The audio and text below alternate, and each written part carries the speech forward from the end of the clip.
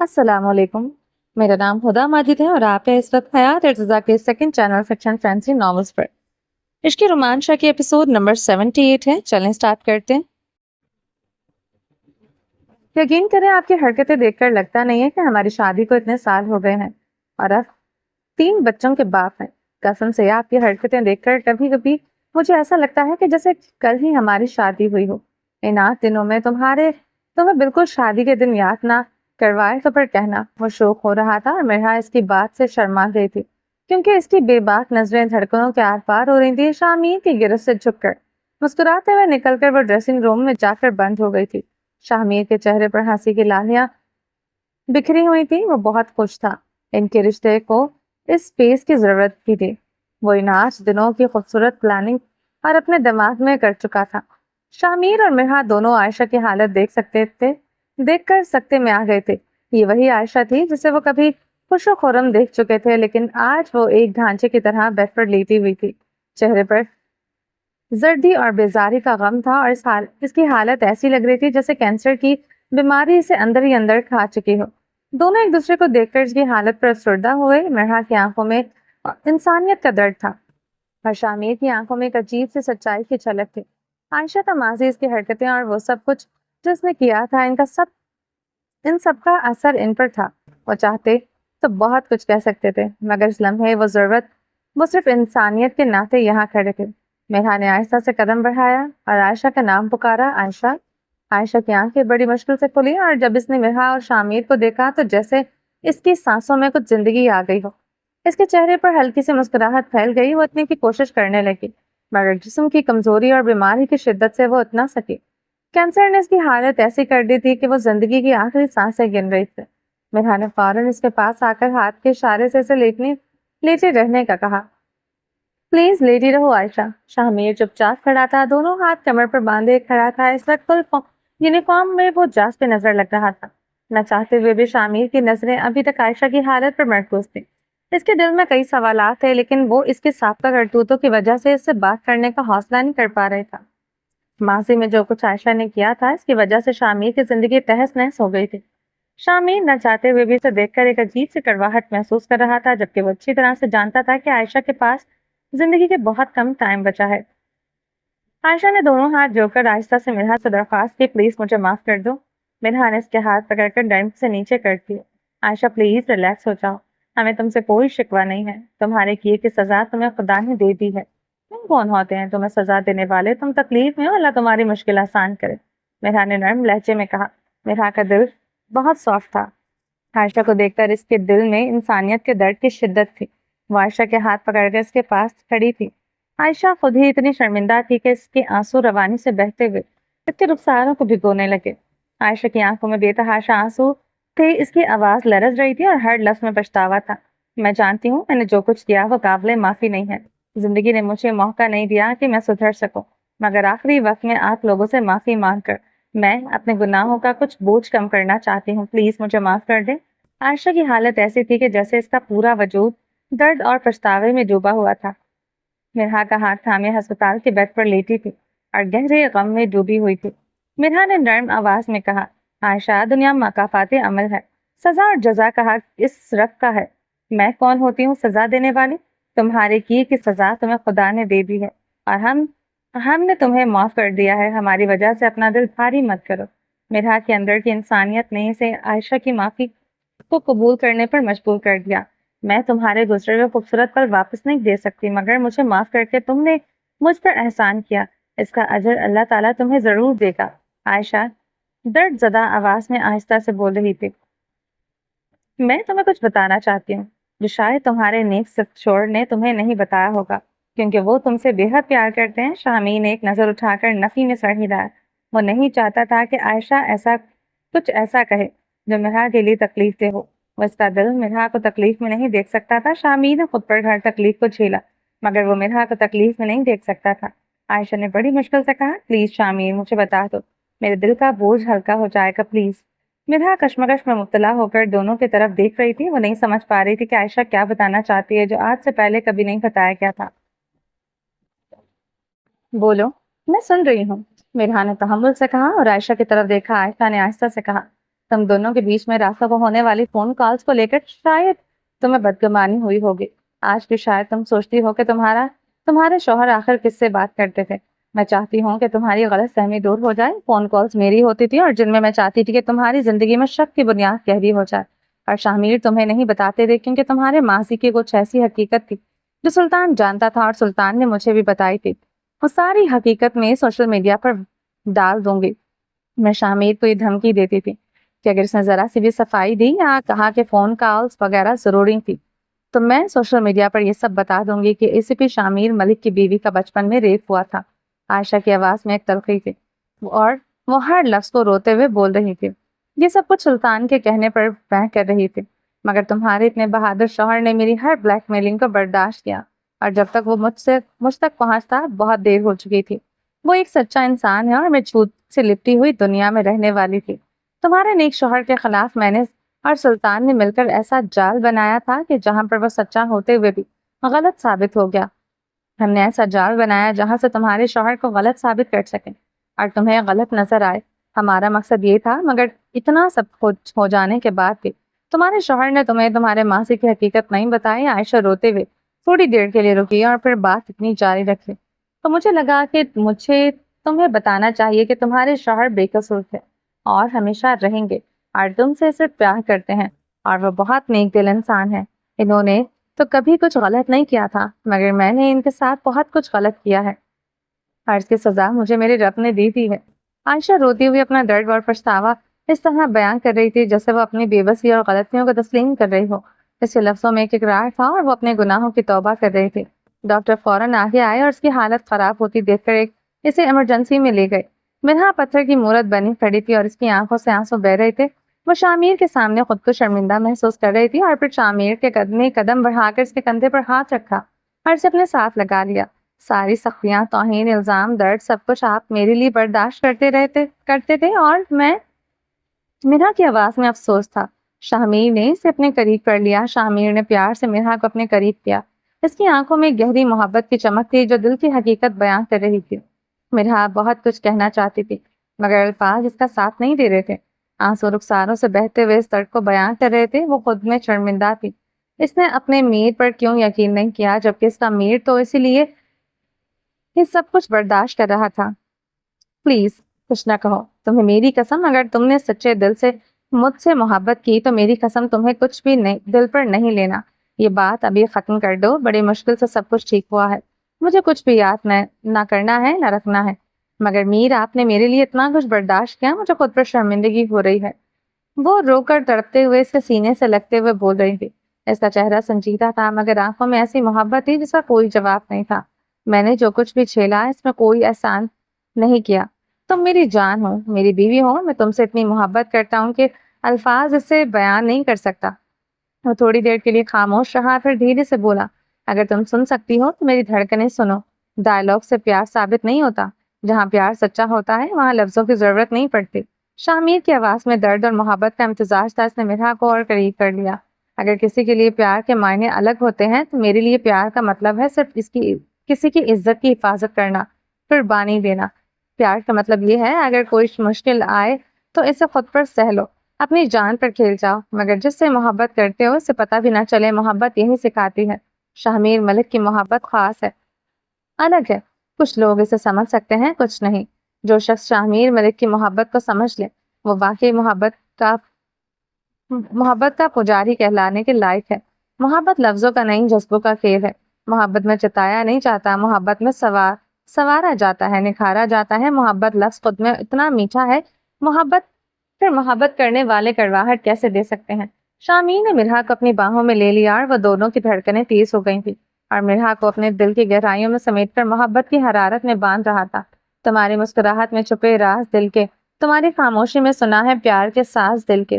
محبت کی زبانی ضرورت نہیں ہوتی، یہ تو دل کی دھڑکنوں کی میں بجتا راز دل تھے۔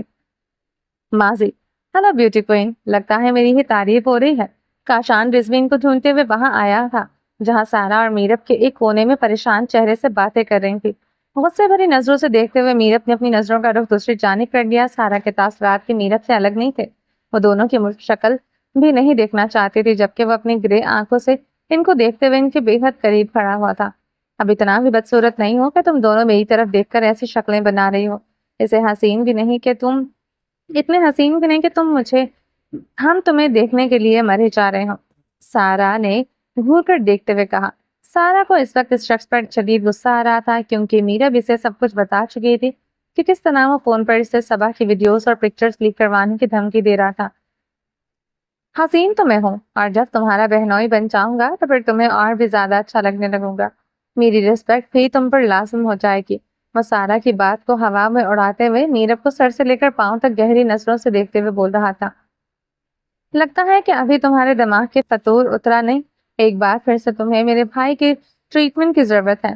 میرب نے خود پر اس کی نظروں کی بے باک حرارت کو محسوس کرتے ہوئے تیکھے لہجے میں کہا۔ اس کا دل چاہ رہا تھا کہ وہ اس کو بھی اوپر والے فلور سے دھکا دے دے، مگر صرف صبا کی عزت کی خاطر وہ خاموش تھی۔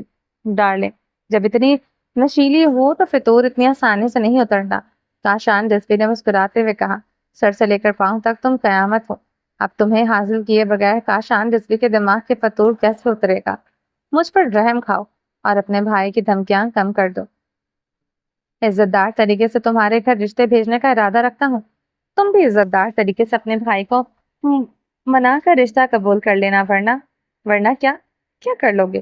تو مجھے بلیک میل کر کے اگر یہ چاہتے ہو کہ میں تمہیں قبول کر لوں تو ایسا کبھی نہیں ہوگا، سمجھے تم؟ یہ دھمکیاں کسی اور کو دینا۔ میرب کے صبر کا پیمانہ لبریز ہونے لگا تھا۔ میرب ڈرنے والی لڑکی نہیں تھی، مگر صرف اپنی بیسٹ فرینڈ کی عزت نیلام ہونے سے بچانے کے لیے وہ مجبور تھی، اور کاشان رضوی کی مجبوری کا بھرپور فائدہ اٹھا رہا تھا۔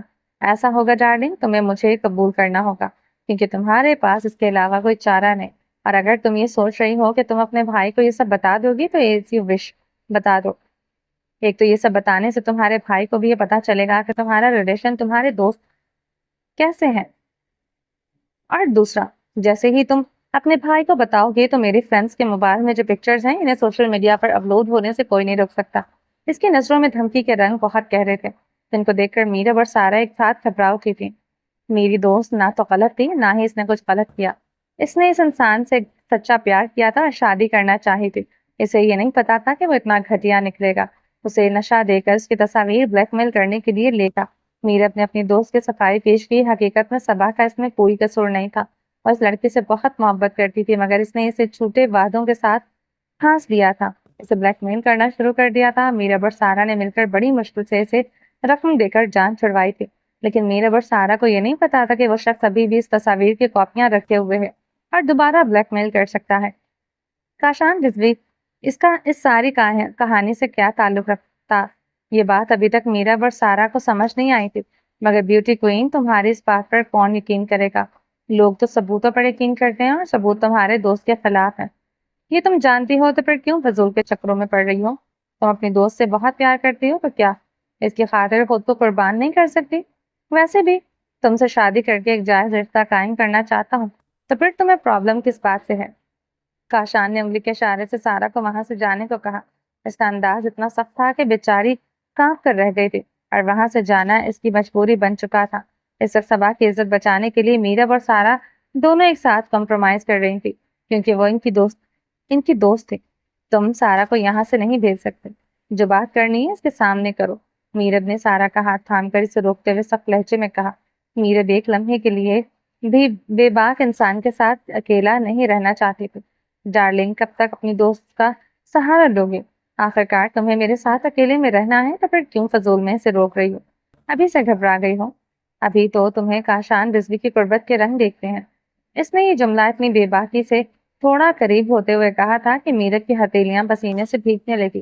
وہ میرب کی سوچ سے کہیں زیادہ بے باک اور بے شرم تھا، اور ڈر نام کی کوئی چیز اس کے اندر تھی ہی نہیں۔ وہ اسے بے باکی سے دیکھتا رہا اور بےہودہ الفاظ بول رہا تھا۔ تم کیا دیکھ رہی ہو؟ پوری مووی دیکھ کر جاؤ گی؟ ٹریلر سے دل نہیں بھرا؟ وہ سارا کی جانب دیکھتے ہوئے اسے انگلی کے اشارے سے جانے کو بول رہا تھا۔ میرب کی گھبراہٹ سے آواز نہیں نکل رہی تھی، تو سچ میں کاشان سے ڈر لگ رہا تھا۔ یہاں بات کرنے کا مزہ بالکل نہیں آ رہا، تم چلو میرے ساتھ، پاس میں ایک بہت اچھا کیفے ہے، وہاں چل کر کافی پیتے ہیں بنا کسی ڈر کے۔ میرب کے ہاتھ کو زبردستی تھام کر وہ مسکراتی نظروں سے اپنے ساتھ لے جا رہا تھا۔ سارا کو کچھ سمجھ نہیں آ رہا تھا وہ کیا کرے۔ صبا آج کالج نہیں آئی تھی کیونکہ اس کی کسی قریبی رشتہ دار کی موت ہو گئی تھی۔ کاشان کے غصے میں بھری نظروں سے سارا کو ڈر لگ رہا تھا، مگر وہ میرب کو کیسے اس گھٹیا انسان کے ساتھ اکیلے نہیں جانے دے سکتی تھی، جس کا اگلے قدم کا پتہ نہیں تھا کہ وہ کیا کرنے والا ہے۔ اس کے پاس اور کوئی آپشن نہیں تھا۔ میرب اپنے ہاتھ کو چھڑوا رہی تھی اور وہ چیخو پکار بھی نہیں کر سکتی تھی، کیونکہ کاشان بھی جس طرح سے بلیک میل کر رہا تھا، میرب کے سوچنے سمجھنے کی صلاحیت ختم ہو گئی تھی۔ آخرکار وہ لڑکی تھی اور ایک لڑکی کی عزت کو خطرے میں دیکھتے ہوئے چپ تھی، مگر اپنی عزت کو ایسے اس کے ساتھ جا کر کیسے خراب کر سکتی تھی؟ کاشان رضوی جیسے انسان پر بھروسہ کرنا مشکل ہی نہیں ناممکن تھا، جس کی آنکھوں میں نہ ڈر تھا اور نہ ہی کسی کی عزت۔ جب سارا کچھ سمجھ نہیں پائی تو اس نے شاہ کا نمبر ڈائل کر دیا۔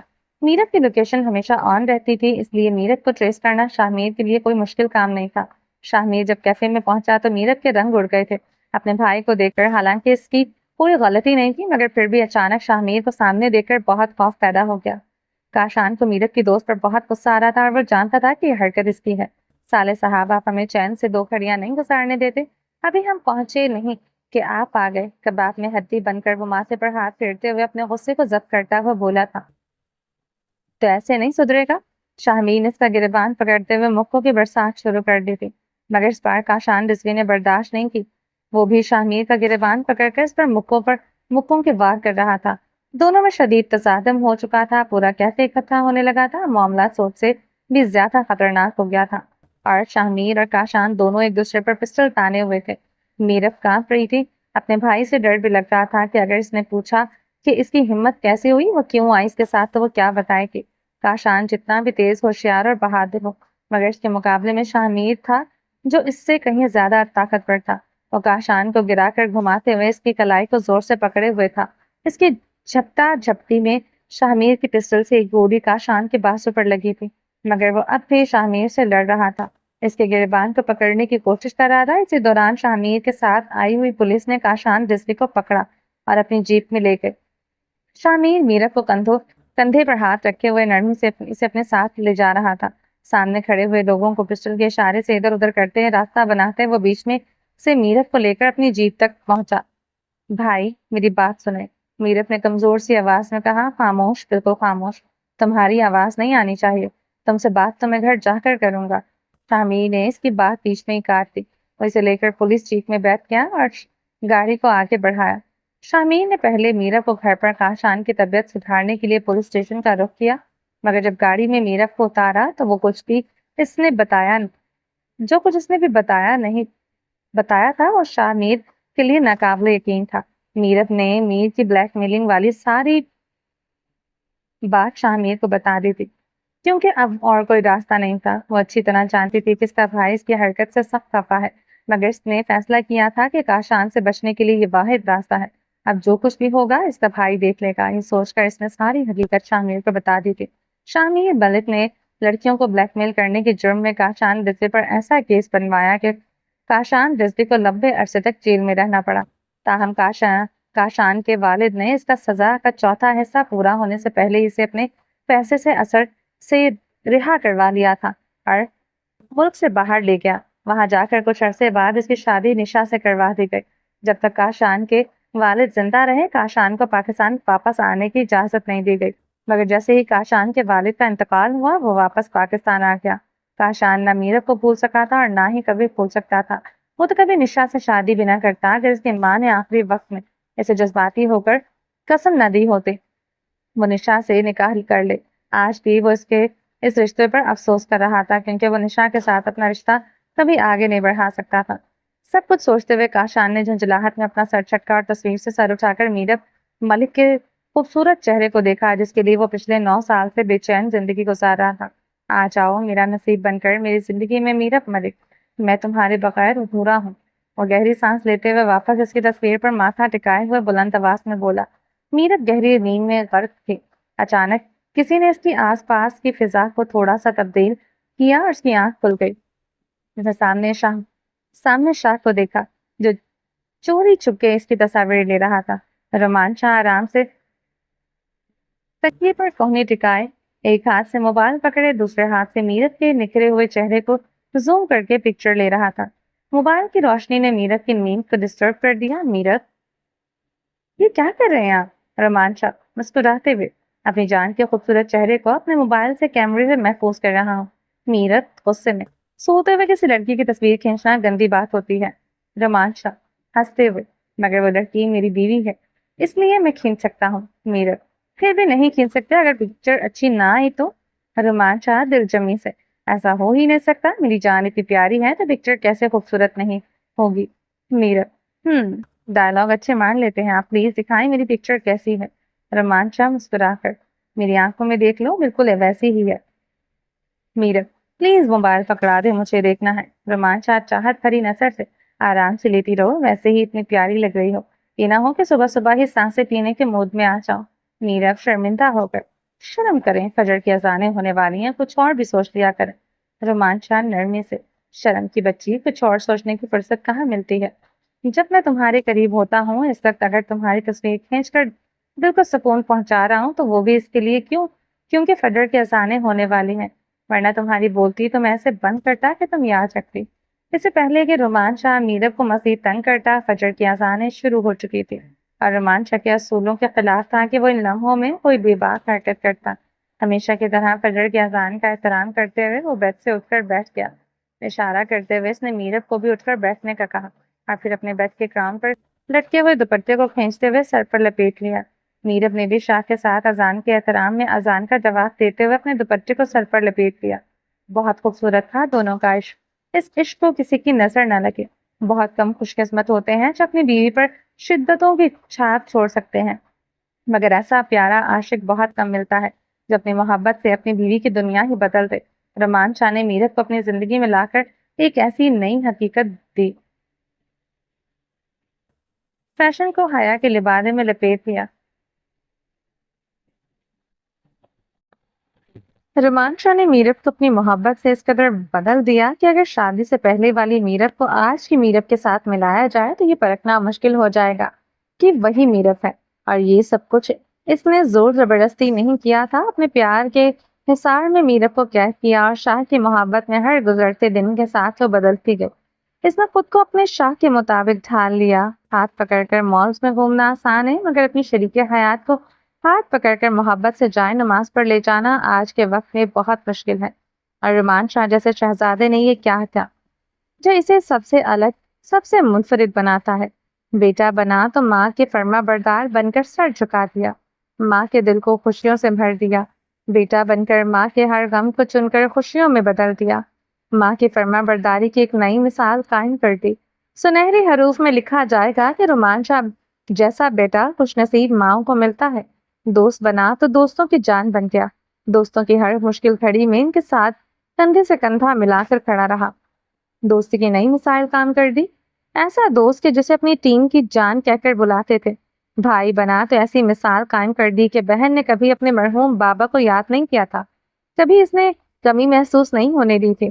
سایہ بن کر بہن کے ساتھ چلتا رہا، دنیا کی ہر گرمی سے بچا کر رکھا، خود پر سختیاں برداشت کی مگر بہن کو ایک اچھی زندگی فراہم کی، اس کی زندگی کو خوشیوں سے بھر دیا۔ ایسا بھائی ثابت ہوا کہ ہر بہن رومانچا جیسا بھائی خدا سے مانگتی ہے۔ شوہر بنا تو بے مثال بنا جس نے محبت کی ایک نئی داستان لکھ دی۔ ایسا شوہر بنا جس نے کبھی کسی عورت کی جانب نظر اٹھا کر نہ دیکھا، ایسا شوہر بنا جس کے لیے دنیا کی ساری خوبصورتی اس کی بیوی میں موجود تھی۔ عاشق بنا تو ایسا بنا کہ لڑکیاں اسے اپنا کرش سمجھنے لگے۔ باپ بنا تو ایسا بے مثال بنا جس نے اپنے بیٹے کے ساتھ ساتھ اس بچی کو بھی وہی مقام دیا جو اس کے سگے بیٹے کا تھا۔ گود لی ہوئی بیٹی کے نام پر اپنی پراپرٹی کا ایک بہت بڑا حصہ لگا دیا، اسے ہر وہ سکون دیا جو ایک باپ اپنی بیٹی کو دیتا ہے۔ تو کیوں نہ رومانچا کا نام سنہری صفحات پر لکھا جائے؟ وہ کسی ایک سانچے میں فٹ ہونے والا ہیرو نہیں تھا، اب وہ اچھا بھائی، اچھا دوست، اچھا شوہر، اچھا عاشق، اچھا باپ اور سب سے بڑھ کر اچھا انسان تھا، جس کی نظر میں ہر عورت کی عزت اور ہر عورت کی رسپیکٹ تھی۔ استغفر اللہ، عورتیں تو ایسے ہی بدنام ہیں فیشن کرنے میں، مگر مرد حضرات بھی کم نہیں۔ ہما غصے میں دروازے کے بیچ میں کھڑی ہو کر ڈاکٹر شاہ زیب پر تانے کس رہی تھی کیونکہ وہ ابھی تک تیار نہیں ہوا تھا۔ میں کب سے تیار ہو چکی ہوں، بچوں کو بھی تیار کر لیا، مگر مجال ہے کہ آپ کبھی ٹائم پر تیار ہو جائیں، یہ آپ کا روز کا معمول ہے۔ ہما کی آواز میں غصہ تھا، آپ تو ہسپتال جاتے ہوئے بھی مجھے لیٹ تیار ہوتے ہیں، اور اب آپ نے رومان بھائی کے گھر جانا ہے تو اب تو آپ کا فیشن پورے عروج پر ہے۔ ڈاکٹر شاہ زیب ٹراؤزرز کے اوپر वाइट बनियान पहने हुए वॉशरूम के बेसन के सामने खड़ा था। उसका चेहरा फेस वॉश से भरा हुआ था, बस आंखें साफ थी जिनसे वो मिरर में हुमा को देखकर हंस रहा था। हुमा की बातों के बावजूद इसके चेहरे पर मुस्कुराहट थी। अगर तुम थोड़ी सी हेल्प कर दो तो मैं जल्दी तैयार हो जाऊंगा। शाहजेब ने हुमा को संभलने का मौका दिए बगैर फौरन हाथ बढ़ाकर इसे वॉशरूम के अंदर खींच लिया। हुमा जो मुकम्मल तौर पर तैयार हो चुकी थी, बेबसी से खड़ी रहते थे। शाहजेब ने दरवाजा बंद किया और उसे दरवाजे के साथ लगा लिया। इसका चेहरा जो फेस वॉश से भरा था, इसे चेहरे के साथ रगड़ते हुए हुमा का मेकअप तबाह कर दिया। हुमा की आंखों में हैरत और गुस्सा था। शाहजेब और शाहजेब का नाम लेकर जोर से चिल्लाए, बोलो खानम, गुस्सा आ रहा है मुझ पर? वो हुमा के दोनों हाथों को मजबूती से पकड़कर दरवाजे की तरफ पर किए हुए था। गुस्सा नहीं आ रहा, मेरा दिल चाह रहा है मैं आपका सर फाड़ दूं, वो चिल्लाई थी। हा हा हा, और कहका लगाकर हंसा था। इसका कहका पूरे वॉशरूम की दीवार से टकराकर वापस लौट आया था। कसम से गुस्से में बहुत प्यारी लगती हो। शाहजेब ने एक बार फिर से चेहरा इसके साथ रगड़ते हुए दूसरी कॉल पर भी फेस वॉश की झाग लगा दी थी। इतने गंदे हैं आप, बच्चों से भी ज्यादा शरारती हैं आप। क्या मिलता है आपको मुझे तंग करके? हुमा रो देने वाली शक्ल बनाए हुए थे। तंग करके मुझे तुम्हारा गुस्सा मिलता है? आए आए लो तुम्हारा गुस्सा। शाहजेब, जी खानम हुक्म करें। शाहजेब मुझे छोड़ दे, मुझे सच में बहुत गुस्सा आ रहा है। मैं तो नहीं छोड़ने वाला, जितना गुस्सा करना है कर लो। पता है आपको कि आप बहुत ढीठ हैं। आप ऐसा ना बोलो यार, ढीठ होने के साथ साथ लविंग, केयरिंग और बहुत सारा रोमांटिक भी हूं मैं। खुलकर तारीफ भी कर दिया करो सालिम औरत। छड़की, डॉक्टर मुझे छोड़ दो वरना। खूबसूरत डॉक्टर, वरना क्या करोगी? हुमा ने टांग से नाक नाजुक नाक पॉइंट को हल्की सी जर्ब लगाई थी तो डॉक्टर साहब के मुंह से चीख निकल गई। वो हुमा से छोड़कर फौरन से हुमा को छोड़कर इससे दूर हो गया था। कैसा लगा? हमेशा औरत को कमजोर मत समझा करें डॉक्टर साहब। हुमा दोनों हाथों को झाड़ते हुए अपनी जीभ पर इतरा कर बोल रही थी। डॉक्टर होकर ऐसा जुल्म करते हुए तुम्हें शर्म नहीं आती? जालिम डॉक्टर, आपको शर्म नहीं आती? इतनी मुश्किल से मैंने मेकअप किया था और आपने सारा खराब कर दिया। इसकी सजा तो ऐसी ही होनी चाहिए थी। वो हंसते हुए तेजी से दरवाजा खोलकर बाहर निकल गई। अच्छी तरह जानती थी कि अगर वो बाहर न निकली तो डॉक्टर साहब इसकी यही खड़े खड़े जान निकाल लेंगे। इसी लम्हे शाहजेब की आवाज गूंजी, अब भाग कहाँ रही हो? वापस आओ, मैं तुम्हें जरा इस गुस्ताखी की सजा तो दे दूं। हुआ हंसते हुए ऊंची आवाज में बोली, मैं पागल हूँ जो आपके शिकंजे में आकर फंस जाऊं? शाहजेब की आवाज गुस्से से गूंजी। तो कब तक भागोगी? जब तक मैंने अपना हिसाब बराबर न किया, चैन तो मुझे भी नहीं आएगा। वेट करो, बाहर आकर तुम्हें बताता हूँ। मैं बच्चों को लेकर नीचे जा रही हूँ, आप रेडी होकर आ जाइएगा। अब मैं ऊपर नहीं आऊंगी। शाहजेब बेबसी से सी करते हुए मुंह पर लगे हुए झाग को धो रहा था। मीरा दौड़ में लगी हुई थी भाग दौड़ में लगी हुई थी क्योंकि आज घर में माशाल्लाह से बहुत सारी फैमिलीज आ रही थी। आसिम शाह और शिफा अपने बच्चों के साथ आ रहे थे, अहमद और माही अपने बच्चों के साथ, और अहमद की वालदा भी इनके साथ आ रही थी। डॉक्टर शाहजेब अपने बच्चों और हुमा के साथ आ रहा था। सबका एक साथ आना घर में रौनक डालने वाला था, मगर मीरत की तवज्जो मुकम्मल तौर पर इंतजामात पर थी। वह इस बात को यकीनी बना रही थी कि कहीं कोई भी कमी न रह जाए।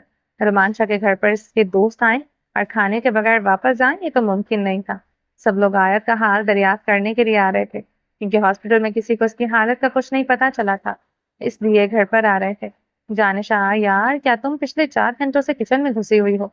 रोमांचा किचन के दरवाजे पर खड़ा था और मीरत की हालत देखकर उसने बेख्तियार हंसी छूट दी। वो अपनी हंसी को रोक न सका था क्योंकि मीरत के चेहरे पर आटा लगा हुआ था और जकिया के साथ मिलकर खाना बना रही थी और इस वक्त बहुत क्यूट लग रही थी। और ट्राउजर और शर्ट पहने हुई थी और ऊपर से हिजाब लिया हुआ था। घर में मीरब अमूमन ट्राउजर और शर्ट वगैरह पहन लेती थी क्योंकि यहाँ किसी मेल का आना मना है, और जब कभी कोई मेल अंदर आता तो मीरब ऐसे कपड़ों में इनके सामने नहीं आती थी। इसकी क्यूट सी हालत देखकर रोमांचा का दिल खुश हो गया था। जकिया रोमांचा को इस तरह हंसते हुए देखकर दिल में दुआ कर रही थी कि अल्लाह इनकी खुशियों को सलामत रखे। जकिया का रिश्ता घर की मुलाजमा का नहीं था, वह इस घर से दिल से जुड़ी हुई थी। शाह, आपको पता है ना कि घर में मेहमान आ रहे हैं, फिर इस सवाल का क्या मतलब? आप एक काम करें, आप भी आकर हमारी हेल्प करें। मीरब ने हंसते हुए कहा, यार मेहमान आ रहे हैं तो इसमें इतना खुद को थकाने की क्या जरूरत है? ऑर्डर करके बाहर से मंगवा लो जो चाहे। रोमांचा ने शिकवा किया, जी नहीं, हम मेहमानों के घर पर खाना खिलाएंगे। ये कोई तरीका है कि बाहर से खाना मंगवा कर खिला दो? मेहमान बेचारे खुद भी बाहर से खाना मंगवा कर खा सकते हैं। मीरब ने नाक सिकोड़ते हुए कहा। तो फिर लगे रहो फांसी, मुझसे तो कोई मदद नहीं होगी। तुम और जकिया इस काम में माहिर हो, तुम लोग ही करो, रमान शाह ने बात काटते हुए कहा। आप मेरी थोड़ी सी हेल्प भी नहीं करेंगे? मीरब ने मुंह बनाते हुए कहा। हेल्प तो मैं कर दूं, मगर जकिया के होते हुए तुम्हारी हेल्प नहीं कर सकता जानिशा, क्योंकि मेरी हेल्प थोड़ी बेबाक किस्म की होते हो सकती है। रुमान शाह ने सोचते हुए मीरब को आंख मारकर होठों को गोल करते हुए फ्लाइंग किस की थी। जकिया इस वक्त सब्जियां काट रही थी और उसका रुख दूसरी जानिब था। मीरब ने शाह के बेबाक अंदाज पर मुंह खोला और जकिया की जानिब इशारा करके बताने की कोशिश की कि वो पास में है। मीरब, रुमान शाह निगाह से इशारा कर रहा था कि बाहर आओ। नहीं, मीरब ने नफी में सर हिलाए। रुमान शाह ने सख्ती से कहा, बाहर आओ। मीरब बेचारी से शक्ल बनाते हुए आते से लथड़े हुए हाथों के साथ बाहर की जाने कदम बढ़ाते हुए जकिया की तरफ देखकर बोले, देखें, प्लीज थोड़ा सा ध्यान रखिएगा, मैं अभी आती हूँ। इसने बस इतना कहकर बाहर की जाने कदम बढ़ा दिए, जबकि जकिया को ये बखूबी पता था कि मीरब को कौन सा जरूरी काम है। जकिया मुस्कुरा रही थी। मीरब जेर बोली, क्या है शाह? जकिया क्या सोचेगी? जकिया हमारे बारे में अच्छा ही सोचेगी। शाह ने आराम से कहा, क्या यार, फजूल में किचन में घुसी हुई हो। ये सब कुछ जकिया खुद देख लेगी। मुझे बिल्कुल अच्छा नहीं लगता जब मेरे घर में होते हुए तुम इधर उधर के कामों में मसरूफ होती हो। रमान शाह ने मीरब के गर्दन के करीब छुपते हुए कहा। वो बिल्कुल भूल गया था कि वो किचन के दरवाजे के करीब खड़ा है, जहां जकिया की नजर नहीं पड़ रही थी, लेकिन वो किसी भी वक्त बाहर आ सकती थी। इससे पहले कि मीरब शाह को याद करवाती, अचानक रायन की आवाज आई, आप क्या कर रहे हैं? हनुमान शाह घबराकर दो कदम पीछे हो गया और मीरा आटे से लथड़े हुए हाथों को लेकर अपने चेहरे पर लटकने वाली लट्टों को पीछे करने लगी, जिससे इसके चेहरे पर कोई भी आटा लग गया था। उल्लू दा पट्टा हमेशा गलत टाइम पे छापा मार देता है। रुमान शाह ने मुंह में बड़बड़ाते हुए रायम को घूर कर देखा। इससे पहले कि रायम कोई और सवाल करता, मीरब के चेहरे पर आ लगे आटे को देखकर वह हंसते हुए लोटपोट होकर सीढ़ियों पर बैठ गया। मीरब का चेहरा आटे से लिपटा हुआ क्यूट और फनी लग रहा था। रमान शाह और मीरब का चेहरा देखकर रायम की हंसी छूट गई थी और उसकी हंसी ने दोनों को भी खुलकर हंसने पर मजबूर कर दिया था। इतनी हंसी की आवाज सुनकर जकिया भी किचन से बाहर आ गई। इसका दिल भी खुशी से भर गया था। वो सब भी इसके साथ हंसती हुई इसके दरमियान आकर खड़ी हुई थी। मामा, आप जोकर लग रही हैं। रायम हंसते हुए लोटपोट होकर बोला। ओए, माँ को ऐसे नहीं बोलते। रोमान शाह ने फौरन रायम को टोक दिया।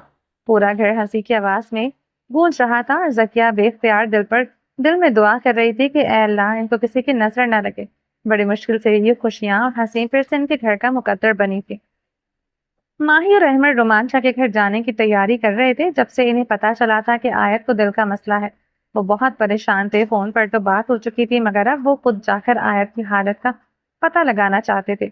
माही बहुत एक्साइटेड और मीरब और आयत से मिलने के लिए इसी खुशी में वो तैयार होने के लिए शावर लेने गई थी, लेकिन शावर लेते हुए रूम का दरवाजा पूरी तरह बंद करके कुंडी लगाना वो भूल गई थी। माही जल्दी में दरवाजा लॉक करना भूल गई थी और बेफिक्री में शावर ले रही थी। पानी की नरम बूंदें इसके चेहरे से टकरा रही थी और वह मुस्कुराते हुए अपनी सोचों में खोई हुई थी। अचानक दरवाजे की हल्की सी आवाज आई। दिल की धड़कन लम्हे भर को रुकी, फिर तेजी से धड़कने लगी। इसे देखने की जरूरत नहीं थी और दिल पहले ही पहचान चुका था, ये अहमद ही हो सकता है। अहमद ने दरवाजे के किनारे पर हाथ रखा, हल्का सा मुस्कुराते हुए अंदर कदम बढ़ाया। माही की आंखों में घबराहट उतरी, मगर साथ ही खुद पर गुस्सा भी आया। वो अच्छी तरह से जानती थी कि अहमद को बाथरूम में आकर सताने का कितना शौक है, फिर भी लॉक लगाना भूल गई। अहमद ने दरवाजा आहिस्ता से खोला, लबों पर हल्की मुस्कुराहट लिए अंदर आया। माही की आंखें हैरत और शर्मिंदगी से फैल गई। अहमद, वो जल्दी से टॉवल खींचकर लपेटते हुए पीछे हुई, मगर अल्फाज उसका साथ छोड़ गए थे। अहमद ने दरवाजे की तरफ देखकर बेनियासी से कंधे उचकाए। दरवाजा तो तुमने खुद खुला छोड़ा था, कसूर मेरा नहीं। माही ने घबराकर पानी की तरफ देखा, दिल जैसे हलक में अटक गया था। अहमद की नजरें इसके तासुरात को मजीद गहरा कर रही थी। माही की आंखें हैरत और शर्म से फैल गई। पानी की बूंदें इसके चेहरे पर गिरती जा रही थी और सामने अहमद शरारत भरी मुस्कुराहट लिए खड़ा था। अहमद, प्लीज जाएं। वो शर्म से लाल होते हुए चीख रही थी। तुमने दरवाजा बंद नहीं किया था, तो मैंने सोचा क्यों ना अंदर आकर तुम्हें सरप्राइज दूं। अहमद ने हंसते हुए दरवाजे की तरफ इशारा किया। आपको मुबारक हो, आपका सरप्राइज मुझे नहीं चाहिए। माही ने फौरन नजरें चुराई। अहमद ने शरारत से आंखें सुकेड़कर कहा, अनरोमांटिक लड़की, कभी मेरे सरप्राइज पर खुश भी हो जाया करो। माही का चेहरा मजीद लाल होने लगा। प्लीज आप बाहर जाएं, मैं बाहर आकर खुश हो जाऊंगी पक्का। अहमद नरमी से कदम बढ़ाते हुए उसके करीब हुआ, उसके मखमली घिरे बांसुओं से पकड़कर अपने करीब करते हुए सरगोशी में कहा, इतना खूबसूरत मौका अपने हाथ से गंवाने का कोई इरादा नहीं। नरमी से झुककर नीम गर्म बाथटब में बिठाते हुए अपना कदम भी बाथटब के अंदर रख चुका था। دونوں کی سانسیں تیز ہو رہی تھی۔ احمد آہستہ آہستہ قریب ہوا اور اس کے نرم ہونٹوں پر ایک بوسہ دیتے ہوئے جذباتوں کی خوشبو بکھیر دی، پھر باہوں کی حراست میں قید کرتے ہوئے ماہی کے دماغ میں آنے والے پہلے خیال کو سچ ثابت کر دیا۔ وہ جانتی تھی کہ احمد سے جان چھڑوانا اتنا آسان نہیں ہوگا، خود کو اس کے رحم و کرم پر چھوڑ دی۔ اس کی سخت طوفانی بارش میں بھیگتے ہوئے وہ لمحوں کی قید میں اس کے ساتھ قید ہوتی جا رہی تھی۔ شفا مزے سے آئینے کے سامنے بیٹھی تیار ہو رہی تھی، جبکہ عاصم اپنے بیٹے اذان کو کندھے سے لگائے چپ کروانے کی کوشش کر رہا تھا۔ ننھا اذان مسلسل ضد کر رہا تھا، مگر عاصم نرمی سے اسے بہلا رہا تھا۔ وہ اپنی طرف سے پوری کوشش کر رہا تھا اس کی پیاری بیگم اس کا بیٹا آرام سے تیار ہونے دے، مگر اذان سب ضدی بنا روئے جا رہا تھا۔ اذان بیٹا، مما بہت بیزار ہے، چپ کر جاؤ۔ وہ آہستہ سے مسکراتے ہوئے آئینے میں شفا کی خوبصورتی کو نہاتے ہوئے بولا۔ شفا آئینے میں عاصم کی نظروں کی حرارت کو محسوس کر کے بلش کر رہی تھی۔ عاصم، آپ میرا مذاق اڑا رہے ہیں۔ میں نہیں میری جان، میں تو بس تمہارے بیٹے کو سمجھا رہا ہوں کہ تھوڑا صبر کرے، اور یہ بھی سمجھا رہا ہوں کہ میک اپ کرتی ہوئی لڑکیوں کو تنگ کرنا اچھی بات نہیں۔ شرارتی شوق نظروں سے اسے دیکھتے ہوئے اذان کو تھپ تھپا کر اسے چپ کروا رہا تھا۔ ہاں یہی ٹھیک ہے، اپنے بیٹے کو ابھی سے سمجھا دیں تاکہ کل کو یہ اپنی بیوی کو بھی تنگ نہ کرے۔ وہ بالوں میں برش کرتے ہوئے مطمئن سے ہو کر بولی۔ عاصم نے فوراً نفی میں سر ہلایا، آنکھوں میں شرارت تھی۔ نہیں، میں ایسا کچھ نہیں سمجھانے والا، کیونکہ میرا بیٹا ہے تو اپنی بیوی کو تنگ نہ کرے، یہ تو بالکل بھی نہیں ہونے والا۔ شفا نے برش ٹیبل پر رکھا اور چلتی ہوئی عاصم اور اذان کے قریب جا کر کھڑی ہوئی اور ہلکی سے مسکراہٹ کے ساتھ بولی، مطلب کہ اپنے بیٹے کو بھی آپ کیسا ہی بنائیں گے؟ عاصم نے مزے سے کندھے اچکائے، آنکھوں میں شرارت تھی۔ جی بالکل، اب عاصم شاہ کا بیٹا عاصم شاہ پر نہیں جائے گا تو کس پر جائے گا؟ وہ ہاتھ بڑھا کر اس کے مخملی رخسار پر نظریں جمائے انگوٹھے سے آہستہ سے رگڑتے بولا تھا۔ شفا نے مسکراتے ہوئے عاصم کے ہاتھ پر اپنا ہاتھ رکھا اور محبت بھری نظروں سے اسے دیکھا، پھر ایک دم شوخی سے بولے، پھر تو اللہ ہی خیر کرے، اگر باپ بیٹا پر گیا تو بیچاری میری معصوم بہو کا کیا ہوگا؟ وہ عاصم کی بے باک حرکتوں کو یاد کر کے توبہ توبہ کرنے لگے۔ عاصم ہنس دیا، نہیں بہو، خود کو خوش قسمت سمجھے گی، جیسے کہ تم، میرا بیٹا بھی میری طرح ہی نخرے اٹھائے گا۔ وہ مزے سے کہتا ہوا ٹیبل سے چابیاں اٹھانے لگا۔ شفا نے ہنستے ہوئے سر جھٹکا، جبکہ وہ دروازہ کھول کر باہر نکلنے لگا۔ دونوں چلتے چلتے اسی موضوع پر بات کرتے ہوئے گاڑی میں بیٹھ چکے تھے۔ بابا جی، میری ماما کا خیال رکھنا، انہیں تنگ مت کرنا، سنا آپ نے؟ عبداللہ تیار ہوتے ہوئے بار بار اپنے باپ کو ہدایت دے رہا تھا۔ دوسری جانب شاہ عبد الرحمان کی پینٹ میں بیلٹ ڈال کر بند کرتے ہوئے شوق نظروں سے مرحا کو دیکھ رہا تھا۔ اچھا بھائی، نہیں کروں گا تم لوگوں کی ماما کو تنگ۔ مرحا نے شاہ کی نظروں کا مفہوم سمجھتے ہوئے ہنستے ہی ہوئے نظریں جھکائے اور عبداللہ کے بال درست کرنے لگی۔ شاہ کی نظروں سے صاف ظاہر ہو رہا تھا کہ وہ مرحا کو تنگ کرنے کا پورا ارادہ رکھتا ہے، مگر بیچارہ بیٹوں کے ہاتھوں مجبور تھا، اس وقت کچھ کہہ بھی نہیں سکتا تھا۔ ہم روز آپ کو فون کریں گے، اور بابا اگر آپ نے انہیں تنگ کیا تو ماما آپ نے ہمیں فوراً بتا دینا ہے۔ عبداللہ نے انگلی اٹھا کر اپنی ماں کی طرفداری کی، لہجے میں باقاعدہ دھمکی تھی۔ اب ایک دھمکی دے تو دوسرا کیسے پیچھے رہ سکتا تھا؟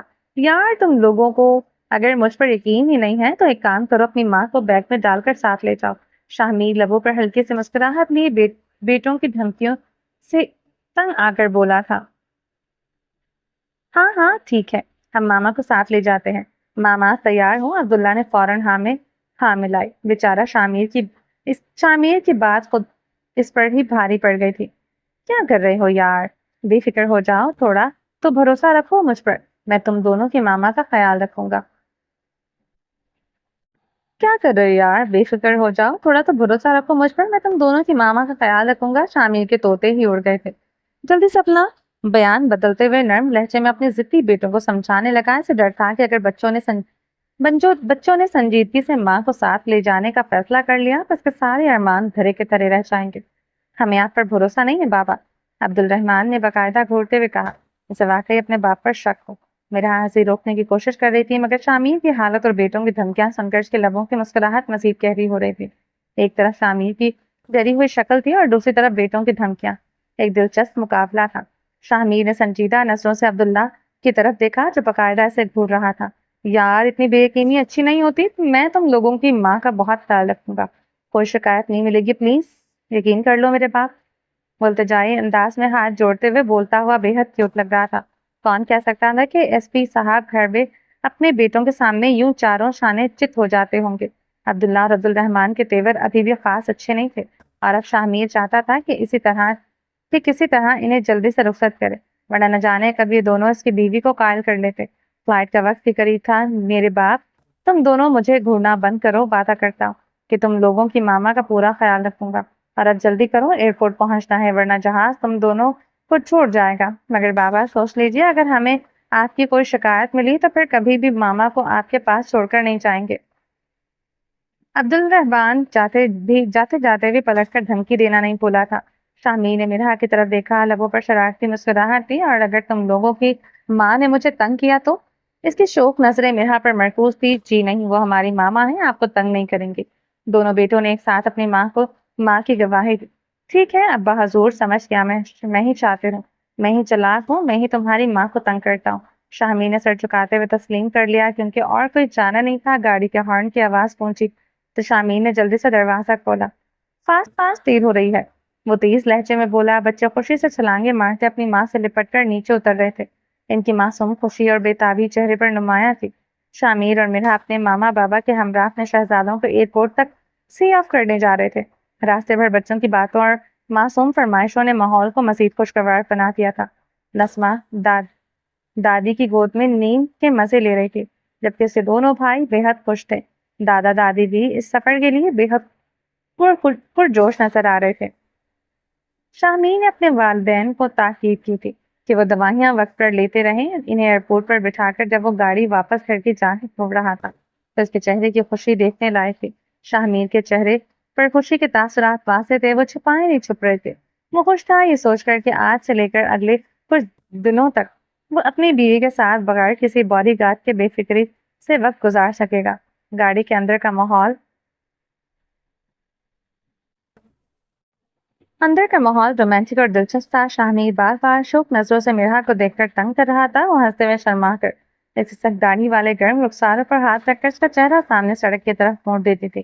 شاہمیر کی شوق اور بے باک نظروں سے وہ سچ میں شرما رہی تھی، مگر اس کی شرمگین مسکراہٹ سب کچھ عیاں کر رہی تھی۔ بہت خوش ہیں آپ میرے بیٹوں کو گھر سے دور بھیج کر؟ مرحا نے اسے سوالیہ نظروں سے دیکھتے ہوئے کہا۔ شاہمیر نے اتنی خوشی دیکھ کر اسے بھی اپنے بیٹوں کی یاد ستانے لگی تھی۔ میرا خوش ہونا تو بنتا ہے، ہر وقت تمہارے بیٹے تمہیں سخت سیکیورٹی میں رکھتے ہیں۔ جب اسکول جاتے ہیں میں ڈیوٹی پر چلا جاتا ہوں، جب میں واپس آتا ہوں تو میرے آنے سے پہلے وہ گھر پر موجود ہوتے ہیں، اور رات دیر تک وہ تمہارے ساتھ چپکے رہتے ہیں۔ اس کے بعد میری پیاری بٹیا رانی کا ٹائم شروع ہو جاتا ہے۔ اب بتاؤ میرے لیے کیا بچتا ہے؟ وہ اتنے معصوم انداز میں اپنا دکھڑا سنا رہا تھا کہ مرحا کی ہنسی چھوٹ گئی۔ اچھا، مطلب میرے بیٹے آپ کی آنکھوں میں کھٹکتے ہیں؟ مرحا نے مصنوعی خفگی سے اسے پورا۔ اور نہیں تو کیا، جب بھی تم سے پیار جتانے کے لیے تمہارے پاس آتا ہوں ہمیشہ غلط وقت پر یہ اٹھ ٹپکتے ہیں، ایسے گھور کر دیکھتے ہیں جیسے کھا جائیں گے۔ ظالم سماج کی طرح ہمیشہ میری محبت کے دشمن بنے رہتے ہیں۔ وہ کبھی نثر اسٹیئرنگ پر اور کبھی پیار سے مرحا پر ڈال رہا تھا، اپنی دکھی داستان سنا رہا تھا، جبکہ مرحا کی ہنسی رکنے کا نام نہیں لے رہی تھی۔ کبھی سوچا ہے اگر میرے بیٹے ٹائم پر نہ پہنچے تو آپ تو سنبھلنے والی چیز ہی نہیں تھے، مرحا نے شوخی سے کہا، جبکہ شاہمیر نے حیرانی سے اسے دیکھا۔ میرے بیٹے اپنی ماں کی حفاظت کرتے ہیں، جانتے ہیں کہ ان کے بابا بہت سخت جان ہیں اور ان کی ماما نازک اور معصوم ہے۔ مرحا نے ہنستے ہوئے گڑیا کے چہرے سے کھیلتے ہوئے نظریں ہٹا کر کہا تھا۔ اس میں سے پوری طرح ایگری کرتا ہوں کہ ان کی ماں سچ میں نازک ہے۔ شاہمیر نے جان لٹاتی ہوئی نظروں سے مرحا کی جانب دیکھا جو شرم سے لال ہوتی ہوئی اپنی بیٹی کے چہرے پر نظریں مرکوز کیے بیٹھی تھی، کیونکہ شاہمیر کے سادہ جملوں میں جو بے باکی تھی وہ مرحا بخوبی سمجھ رہی تھی۔ شاہمیر کے الفاظ بظاہر نارمل تھے مگر گہرے ہوتے تھے، اور مرحا انہیں بہت اچھی طرح سے محسوس کر رہی تھی۔ آپ دھیان سے گاڑی چلائیں، کہیں ٹھوک مت دیجیے گا۔ اپنے چہرے پر شاہمیر